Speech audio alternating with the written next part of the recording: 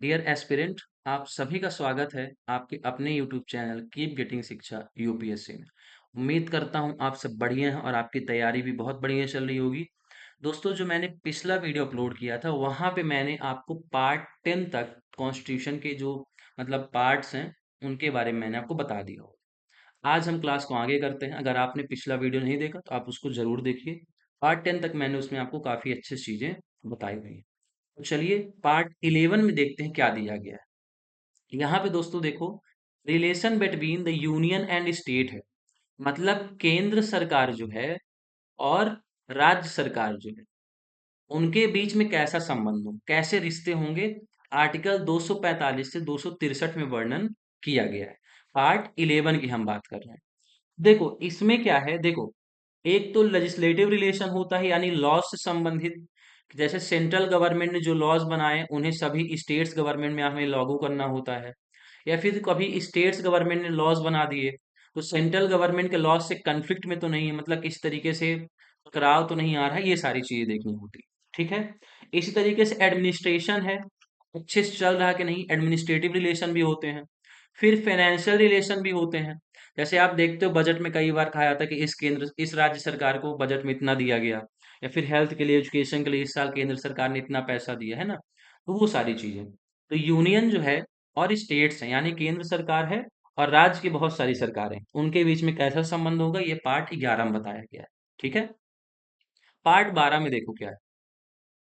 Part 12 में finance हो गया, प्रॉपर्टी हो गया, कॉन्ट्रैक्ट्स हो गए और सूट्स हो गए, इन सब की बात की। यानी प्रॉपर्टीज हैं, असेट्स हैं, लाइबिलिटीज हैं, राइट्स हैं, उन्हें कैसे ट्रांसफर किया जाएगा, फिर उन्हें कैसे गवर्न किया जाए, कैसे रूल किया जाएगा, इसके बारे में बात की गई। यानी कि सिंपल सा व्यापार कह सकते हो। जो व्यापार है वो पार्ट 12 में है। 264 से आर्टिकल 300 ए तक है। तो आपको ये थोड़ा सा ध्यान रखना है। आर्टिकल 300 ए पहले फंडामेंटल राइट्स हुआ करता था, फिर इसको हटा दिया गया है। ठीक है, थोड़ा आपको ये भी ध्यान रखना है। तो पार्ट 12 में फिनेंस है, प्रॉपर्टी है, कॉन्ट्रैक्ट, इन सब की बात है। अब पार्ट 13 में देखो क्या है। पार्ट 13 में दोस्तों आर्टिकल 301 से 307 के बीच में ट्रेड और कॉमर्स की बात की गई है। यानी टेरिटरी ऑफ इंडिया लिखा हुआ देखो, with in the territory of India, मतलब हमारे देश के अंदर। ठीक है ना। इंडिया के अंदर जितनी भी, चाहे आप केंद्र सरकार में हो चाहे राज्य सरकार की बात कर रहे हैं, इनके बीच में कैसा व्यापार होगा, कैसे ये ट्रेड कॉमर्स को फॉलो करेंगे, उनकी बात की गई। तो ये आर्टिकल 301 से लेकर के 307 में है। ठीक है ना। With in the territory of India, ये ध्यान रखना, सिर्फ भारत के अंदर, भारत की सरजमी के अंदर हमें व्यापार करना है। ठीक है ना, ये आपको ध्यान रखना है। पार्ट 14 है दोस्तों। इसमें क्या है, services under the union and the states. कौन कौन सर्विसेज आती है पता है क्या? मतलब कि आईएएस, आईपीएस, आईआरएस, आईएफएस, ये सारी चीज जो जितनी सरकारी जॉब्स हैं, जितनी भी गवर्नमेंट जॉब्स हैं, वो सब इसी में आती, पार्ट 14 में है। अगर आप यूपीएससी तैयारी करो ना, you want to be an IAS officer, तो इसी में है।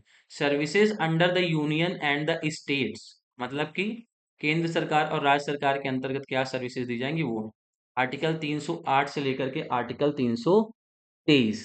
ठीक है, ये आपको ध्यान रखना है। ये हो गया पार्ट 14। अब पार्ट 14 के बाद देखो आता है पार्ट 14 ए। इसमें ट्राइब्यूनल्स की बात की गई है, बहुत सारे ट्राइब्यूनल्स हैं, उनकी बात की गई। ठीक है ना। ट्राइब्यूनल क्या होता है, ये सब क्वासी जुडिशियल होते हैं, मतलब कि ये निर्णय देंगे डायरेक्ट। अगर आप कोर्ट में नहीं जाना चाहते हो तो आप इन ट्राइब्यूनल्स में भी जाकर के निर्णय ले सकते हो और इनका निर्णय मान्य होता है। हाँ, अगर आपको नहीं एक्सेप्ट है, पार्टीज जो हैं, दोनों पार्टीज बीच में, इनके बीच में कन्फ्लिक्ट है, अगर उन्हें फैसला मंजूर नहीं है तो फिर वो कोर्ट में जाते हैं। पार्ट 14 ए में ट्राइब्यूनल्स की बात की गई है। छोटे मोटे जो केस होते हैं इन ट्राइब्यूनल्स में सुन लिए जाते हैं। तो 323 ए से 323 बी में इनका वर्णन है। और 42nd कॉन्स्टिट्यूशनल अमेंडमेंट एक्ट 1976 के माध्यम से ऐड किया गया है। ध्यान ये रखना, यूजीसी नेट का जो पेपर है पॉलिटिकल साइंस का, उसमें ये प्रीवियस ईयर का एक क्वेश्चन है कि ट्राइब्यूनल्स जो हैं उन्हें किस कॉन्स्टिट्यूशनल अमेंडमेंट एक्ट के माध्यम से ऐड किया गया। तो 42nd कॉन्स्टिट्यूशनल अमेंडमेंट एक्ट है, ये आपको ध्यान रखना है। ठीक है। चलिए पार्ट 15 देखते हैं। पार्ट 15 में दोस्तों बहुत सिंपल है, इसमें हमारे इलेक्शन कमीशन की बात की गई, चुनाव प्रचार प्रसार ये सारी चीजें कैसे होंगी। आर्टिकल 324 से 329 एक ही बात है।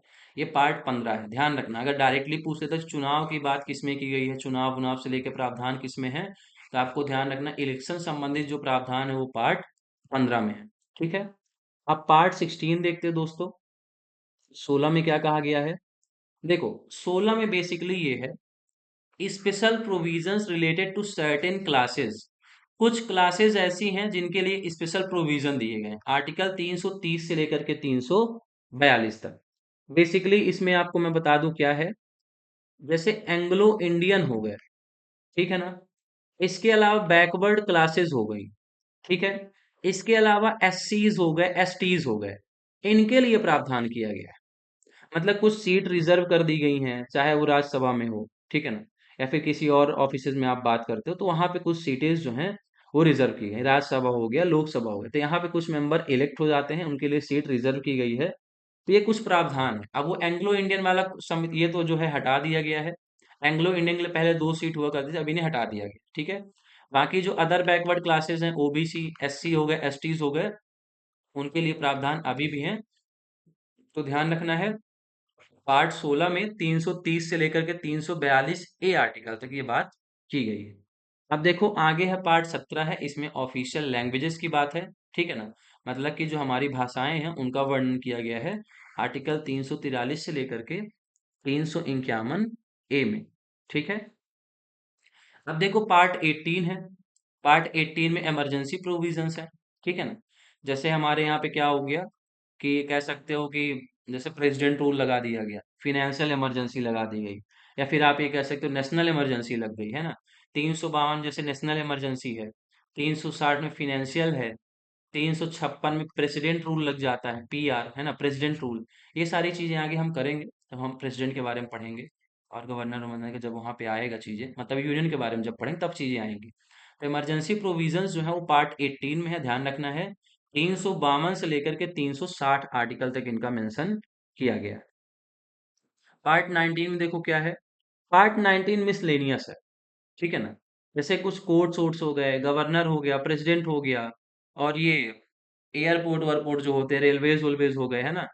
इन सब से संबंधित चीजें कुछ रखी गई। मिसलेनियस मतलब होता क्या, जिसमें बहुत सारी चीजें आ जाती, ठीक है। तो ये पार्ट 9 में रख दिया गया, 361 से लेकर के 367 तक, 367 तक। पार्ट 20, ये बहुत इंपॉर्टेंट, ध्यान रखना। कॉन्स्टिट्यूशन में अगर अमेंडमेंट करना है, कुछ संविधान में संशोधन करना है, तो आर्टिकल 368 के अंतर्गत कर सकते हो। और ये पार्ट 20 में है, तो इसको ध्यान रखना, ठीक है। 2020 खेल लोगे नहीं तो फिर 2 नंबर चले जाएंगे। तो ये पार्ट 20 में है, और सिर्फ एक ही आर्टिकल है इसमें, 368, जिसके तहत आप संविधान में क्या कर सकते हो, परिवर्तन ला सकते हो, मतलब कि संशोधन कर सकते हो, ये चीजें। पार्ट 21 है, टेम्पोरेरी, ट्रांजिशनल और स्पेशल प्रोविजन है, 369 से लेकर के 352 तक। बेसिकली इसमें जैसे कि समझ लो कुछ टाइम के लिए कोई नियम ला दिया गया, ट्रांजिशनल है यानी कि बदलाव बदलाव कर रहे, फिर कुछ स्पेशल प्रोविजन ही लाना है, फिर चाहे स्टेट संबंधित हो, चाहे बैकवर्ड रीजन संबंधित हो, है ना। ये सारी चीजें जहां पे ऐसा लगे केंद्र सरकार को कुछ चीजें खराब हो रही, फिर इनको मतलब स्पेशल ट्रीटमेंट किसी को दिया है ना, तो वहां पे ये पार्ट 21 में बात की गई। ये सब बाकी इंपॉर्टेंट नहीं है। कुछ इंपॉर्टेंट पार्ट्स हैं, जैसे आप यूनियन के बारे में पढ़ लो, फंडामेंटल राइट्स हो गया, डीपीएसपी हो गए, और इलेक्शन हो गया, इमरजेंसी प्रोविजन, यही कुछ इंपॉर्टेंट इंपॉर्टेंट पार्ट होते हैं जिन्हें आपको रिमेंबर करना होता है। बाकी ये 21 हो गया, इसमें क्या है, ट्रांजिशनल, ये सारी चीज अभी तक तो नहीं पूछा है, आगे ना कहो पूछ ले तो अलग बात हो जाती, ठीक है। अब पार्ट 22, आखिरी पार्ट है ये, ठीक है। Short title, commencement, authoritative text in Hindi and repeal, मतलब इसमें हिंदी को लेकर प्रावधान किए गए 393 से 395 तक। इसमें बेसिकली ये कि जो भी मतलब शॉर्ट टाइटल है, डेट उट हो रही है, टेक्स्ट उस लिख रहे हो, रिपील कर रहे हो, कुछ भी उन्हें हिंदी में भी लिखो, ताकि भारतीय लोगों को भी समझ में आए। जितने भी जजमेंट वजमेंट आ रहे हैं, सब परिवर्तन कर रहे हो, जरूरी नहीं कि इंग्लिश में ही कर दो, उनका हिंदी टेक्स्ट भी होना जरूरी है। इस पे ऊपर मैंने वीडियो भी बनाया हुआ है, Hindi text of Indian constitution title, ये पीछे जाके देख लेना, आपको मिल जाएगा। कमेंट या फिर लिंक में भी, डिस्क्रिप्शन में भी आपको लिंक दे दिया जाएगा, ठीक है, ध्यान रखना। तो पार्ट 22 है, आखिरी पार्ट है ये। शॉर्ट टाइटल है, कमेंसमेंट है, और अथॉरिटेटिव टेक्स्ट है हिंदी सम। ये 393 से 395 में, ठीक है। देखो तो यहाँ पे पार्ट 22 पे ही खत्म हो रहा है, लेकिन जैसे ए आ गया, किसी में बी ऐड हो गया, इसकी वजह से टोटल अभी 25 पार्ट हो गए। ओरिजिनली 22 ही थे, ठीक है। वैसे 395 आर्टिकल थे ओरिजिनली, अभी शायद 450 आ गए हैं, क्योंकि जैसे ए ऐड हो गया, बी ऐड हो गया। बाकी तो देखियो ना, म्यूनसिपालिटी में और पंचायती राज में कितने सारे आर्टिकल ऐड हो गए। तो 450 से ऊपर ही निकल गया है, ये चीज आपको थोड़ा ध्यान रखना। अगर पूछता नहीं है, 395 है ओरिजिनली, ये चीज है। ठीक है दोस्तों, तो उम्मीद करता हूँ सारे के सारे पार्ट्स आपको समझ में आ गए होंगे। आप इन्हें नोट्स बना लो, जैसे मैंने शॉर्ट शॉर्ट में लिखा हुआ है कि कौन से कॉन्स्टिट्यूशन अमेंडमेंट में एक्ट के माध्यम से ऐड किया गया, कितने आर्टिकल से कितने आर्टिकल हैं, ये सारी चीजें। तो आप कुछ ये ध्यान रखें, 2-4 बार रिवाइज करोगे याद हो जाएगा। ठीक है, तो चलिए मिलेंगे नेक्स्ट क्लास में एक नए टॉपिक के साथ। अगर आपको वीडियो अच्छा लगा तो लाइक शेयर कमेंट करना मत भूलना, चैनल को सब्सक्राइब भी करना। ठीक है दोस्तों, चलिए सी यू सून।